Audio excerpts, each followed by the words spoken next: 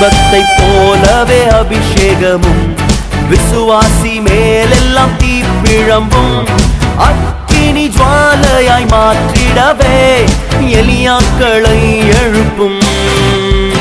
தீபத்தை போலவே அபிஷேகமும் விசுவாசி மேலெல்லாம் தீப்பிழம்பும் அக்கினி ஜுவாலையாய் மாற்றிடவே எலியாக்களை எழுப்பும்.